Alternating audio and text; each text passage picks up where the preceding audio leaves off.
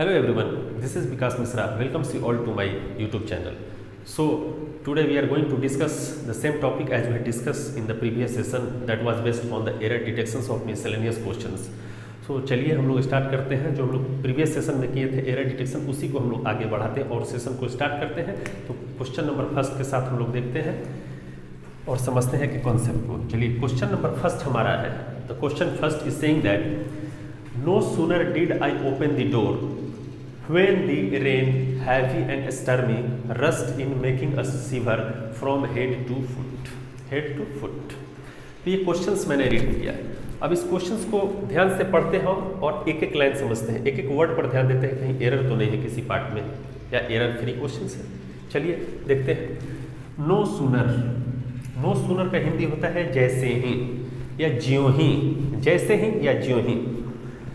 No sooner did I open, एक चीज मैं बता दे रहा हूं, नो सूनर में दो कॉन्सेप्ट आते हैं। एग्जाम पॉइंट ऑफ व्यू से दो कॉन्सेप्ट इंपॉर्टेंट है। No sooner did, no sooner plus did, और एक और होता है no sooner plus had, no sooner plus had, ये भी होता है। दोनों में डिफरेंसेस क्या है? यदि नो सूनर के बाद कभी डिड लगा दिया, डिड का यूज किया है, तो उसके बाद आप देखिए कि वर्ब क्या फर्स्ट फॉर्म में है कि नहीं, वर्ब को पता कीजिए। You have to find out the verb after the word did. तो डिड के बाद आप देखिए वर्ब का फर्स्ट फॉर्म है कि नहीं, वर्ब का फर्स्ट फॉर्म है ओपन, कोई दिक्कत नहीं है, सही है। ईडी लगा देता तो गलत हो जाता है, कर देता है कभी कभी एग्जामिनेशन में। अब देखिए एक तरीका से ये ऑलरेडी पूछ चुका है। अगला क्वेश्चन यदि हो नो सूनर हैड आई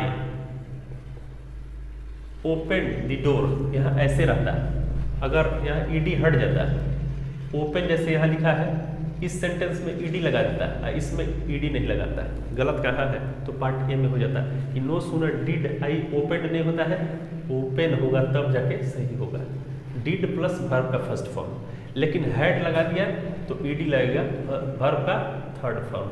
तो ये दो कॉन्सेप्ट हो, नो सूनर हमेशा दो कॉन्सेप्ट लेके आता है, नो सूनर डिड या no sooner plus had, no sooner did no sooner had. तो देखिए यहाँ हैड नहीं दिया है, लेकिन मैंने अलग से बता दिया कि हैड भी होता है। हैड रहेगा तब वर्ब का थर्ड फॉर्म होगा और डिड होगा तब वर्ब का फर्स्ट फॉर्म होगा, तो कोई दिक्कत नहीं है। No sooner did I open the door, ज्यों ही या जैसे ही मैंने दरवाजा खोला, जैसे ही या ज्यों ही, नो सूनर मीन्स ज्यों ही या जैसे, जैसे ही मैंने दरवाजा खोला। व्हेन दी रेन, बारिश जो है शुरू हो गई, बारिश हैवी एंड स्टर्मी, मतलब बारिश कैसी थी? हैवी, मूसलाधार। It was raining cats and dogs, cats and dogs means मूसलाधार बारिश हो रही थी। कैट्स एंड डॉग्स एक फ्रेज है। हैवी, कोई बोलता है कि बारिश बहुत हैवी हो रही है, बहुत तूफानी बारिश हो रही है, स्टर्मी बारिश हो रही है। और फ्रेज में इसको यदि बोलेंगे तो उसको हम लोग बोल सकते it has been raining cats and dogs, means मूसलाधार वर्षा हो रही है, मूसलाधार वर्षा हो रही है, तो उसको बोलते हैं कैट्स एंड डॉग्स।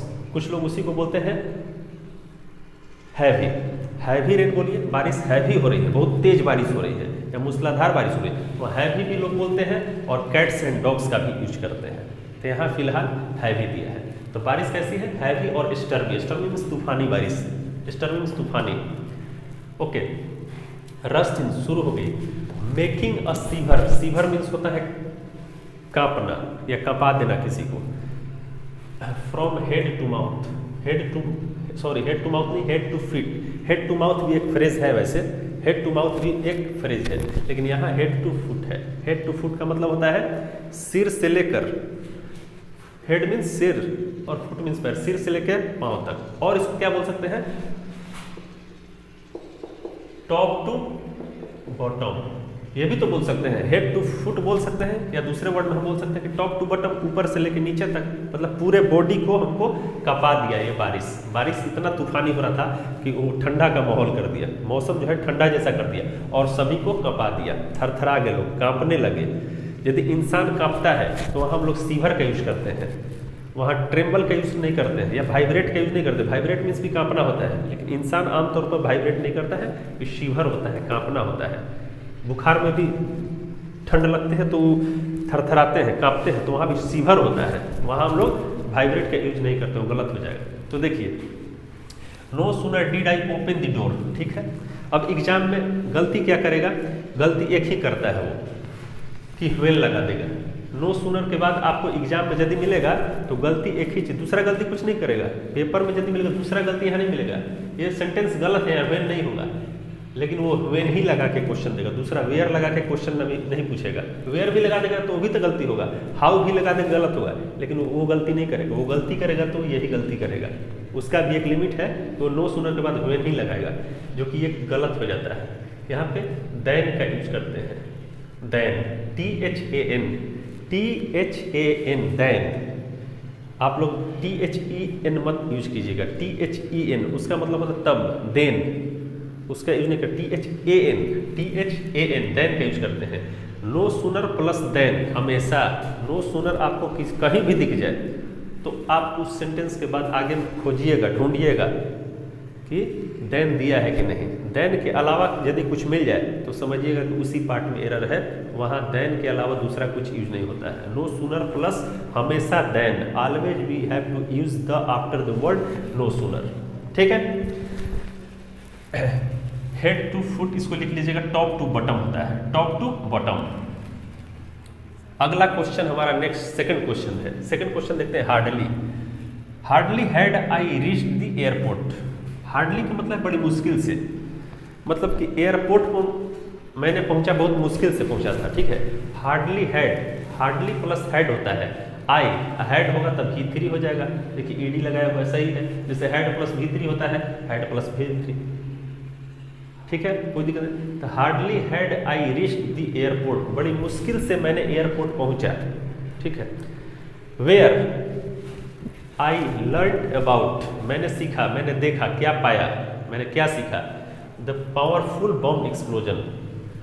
मतलब एयरपोर्ट पे जाने के बाद मैंने एक चीज़ देखा कि वहाँ पे बॉम्ब ब्लास्ट हुए हैं, बॉम्ब एक्सप्लोजन हुए हैं। ठीक है, bomb explosion means bomb blast, bomb blast को ही एक्सप्लोजन बोलते हैं। एक्सप्लोजन मीन्स विस्फोट, ब्लास्ट, एक्सप्लोजन मीन्स ब्लास्ट हो गया, बॉम्ब ब्लास्ट हो गया या बॉम्ब एक्सप्लोजन हो गया, विस्फोट हो गया, एक्सप्लोजन भी बोलते हैं। कुछ लोग बॉम्ब ब्लास्ट का भी यूज होता है, बॉम्ब एक्सप्लोजन का भी यूज होता है। तो यह बॉम्ब एक्सप्लोजन होता है, ब्लास्ट रहता तब भी कोई दिक्कत नहीं रहता, वो भी सही है। ब्लास्ट का मतलब explosion, blast is the sign word of, synonyms of explosion. Okay, तो देखिए हार्डली, आपको कहीं हार्डली का मतलब बहुत मुश्किल से, इसका मतलब बहुत मुश्किल से, इसका हिंदी होता है बहुत मुश्किल से एयरपोर्ट वो निकला था। जब भी हार्डली दिख जाए, जैसे नो सूनर के बाद आपको गलती मिलेगा व्हेन, आपको लगाना है देन, और हार्डली के बाद पूछ देगा वेयर या व्हेन। हार्डली के बाद देन लगा देगा या वेयर लगा देगा, लेकिन आपको यूज करना है, आपको क्या यूज करना है, हार्डली के बाद होता है व्हेन, यहाँ पे व्हेन होता है, मीन्स नो सूनर के बाद व्हेन लगा देगा जबकि देन होता है, और इसके हार्डली के बाद वेयर या देन लगा देगा जबकि गलत होता है, देन वाला यहाँ लगा देगा, ये ध्यान देना है। तो हार्डली के बाद व्हेन यूज होता है। आपको यदि हार्डली मिल जाए सेंटेंस में तो आपको ढूंढना है कि व्हेन दिया है कि नहीं सेंटेंस में, आगे में हार्डली मिल जाए उसके आगे सेंटेंस पढ़िए, पढ़ने के बाद देखिए हमको वेयर मिल गया मीन्स गलत मिल गया, हमको यहाँ व्हेन चाहिए था, तो यही एरर हो गया, पार्ट बी में एरर हो जाएगा। ठीक है, तो when I learn about the powerful bomb blast, तो पार्ट बी में एरर हो जाएगा कि यहाँ पे दूसरा कुछ वर्ड यूज नहीं हो सकता है व्हेन को छोड़कर, व्हेन छोड़कर दूसरा कुछ यूज नहीं हो सकता, हमेशा व्हेन का यूज करते हैं यदि हार्डली हो। ठीक है, और प्रीवियस क्वेश्चन में यहाँ देन होता तो ये पार्ट बी में एरर था, यहाँ देन हम लोग जो यूज किए हैं व्हेन के जगह पे, तो ये पार्ट बी में एरर है। ठीक है, यहाँ भी पार्ट बी में एक और कंसेप्ट है, इसके साथ एक और देख लीजिए। हार्डली होता है, एक स्कैर्सली भी होता है, स्कैर्सली, स्कैर्सली के बाद भी व्हेन का यूज करते हैं। इसको भी नोट डाउन कर लीजिएगा, इसको भी नोट डाउन कर लीजिए कि हार्डली प्लस स्कैर्सली दोनों जो होते हैं उसके बाद हमेशा व्हेन का यूज करते हैं, हार्डली व्हेन, स्कैर्सली व्हेन। ठीक है, दोनों के साथ। तो यहाँ पे वेयर लगाया गया है, गलत हो जाएगा। नेक्स्ट क्वेश्चन देखते हैं, फिर हार्डली पे ही बेस्ट है। देखिए हार्डली आ गया, hardly had plus hardly had the children, hardly had the children left, left क्या है, वर्ब का थर्ड फॉर्म, सेकंड फॉर्म भी है, लेकिन यहाँ हम लोग कैसे लिव लेफ्ट, लेफ्ट लेफ्ट भी सेकंड है, थर्ड भी है, लेकिन यहाँ कैसे आप पता कीजिएगा ये सेकंड यहाँ यूज हुआ है या थर्ड। इससे यूज कर सकते हैं कि हैड प्लस V3 होता है, इसका मतलब ये V3 ही है, लीव नहीं हो सकता था, लेफ्ट हुआ है। ठीक है, हार्डली हैड द चिल्ड्रन, बच्चा मुश्किल से लेफ्ट किया था स्कूल को, लेफ्ट द स्कूल, स्कूल से छूटा ही था। देन इट, देखिए हार्डली के बाद देन लगा दिया, मैंने बोला ना कि वेयर लगा देगा या देन लगा देगा। आपको ढूंढना है कि व्हेन ही हम खोजेंगे, हमको दूसरा कुछ नहीं ढूंढना है। We have to find only when after this very word scarcely hardly, इसके बाद हम लोग को केवल ये ढूंढना है। तो यहाँ गलत हो जाएगा, हार्डली को मैंने बताया कि हार्डली के बाद व्हेन का यूज करते हैं, तब ये जाके सही होता है। हार्डली व्हेन इट, ये है इट, बिगेन टू रेन, मतलब बच्चा स्कूल से छूटा ही था, वहाँ से उसकी छुट्टी हुई तो वहाँ से निकला ही था स्कूल से कि बारिश शुरू हो गई। इट बिगेन टू रेन, बारिश शुरू हो गई। ठीक है, इसमें भी यही कंसेप्ट है। अगला और नेक्स्ट या लास्ट बोल सकते हैं, लास्ट क्वेश्चन नंबर 4, अनलेस क्या बताता है? कंडीशन को बताता है। ये कंडीशन अनलेस यदि किसी सेंटेंस में समझिए कि कोई कंडीशन वहाँ पे रख दिया है, unless you do not listen to his advice, unless you listen to his, देखिए यहाँ डू नॉट है, अनलेस क्या है? ये अनलेस कभी दिख जाए तो उसके बाद हमेशा हम लोग पॉजिटिव सेंटेंस यूज करते हैं, क्योंकि ये खुद में निगेटिव है, उसके बाद डबल निगेटिव का यूज नहीं करते हैं। यहाँ पे नॉट नहीं लगाएंगे। नॉट क्यों लगाएंगे? ये तो अनलेस का मतलब ही होता है नहीं, अनलेस का मतलब जब तक कि नहीं, जब तक नहीं, अनलेस का मतलब जब तक नहीं। आदमी बोलता है जब तक आप मेहनत नहीं करेंगे, एग्जाम क्वालिफाई नहीं करेंगे, एग्जाम में पास नहीं करेंगे, unless you labour hard you will not able to get success in the examination.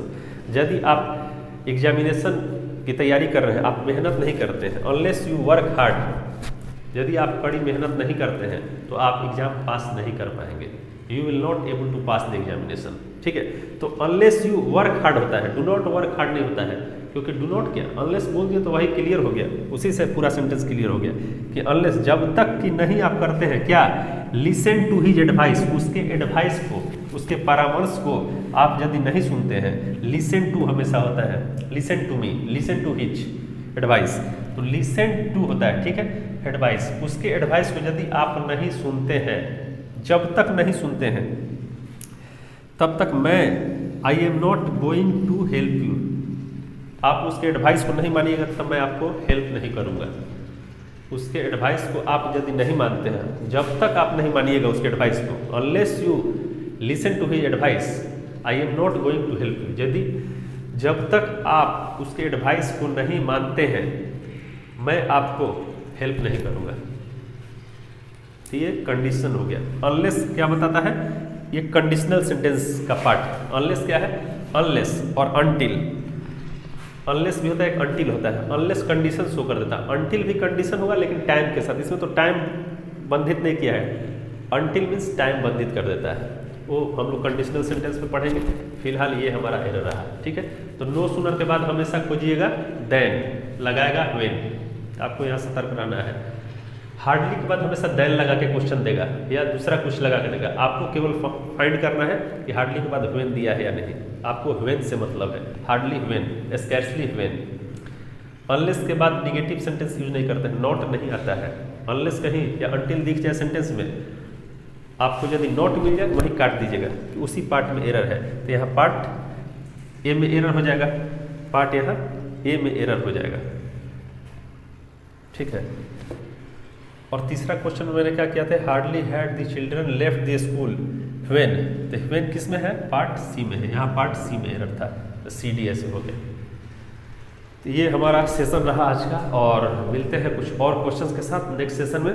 तो तब तक के लिए धन्यवाद। इस पर क्वेश्चन प्रैक्टिस कीजिएगा, इससे रिलेटेड जितने भी क्वेश्चन हो जहाँ से भी आपको मिल जाए इससे प्रैक्टिस कीजिएगा। चलिए मिलते हैं नेक्स्ट सेशन में, थैंक यू।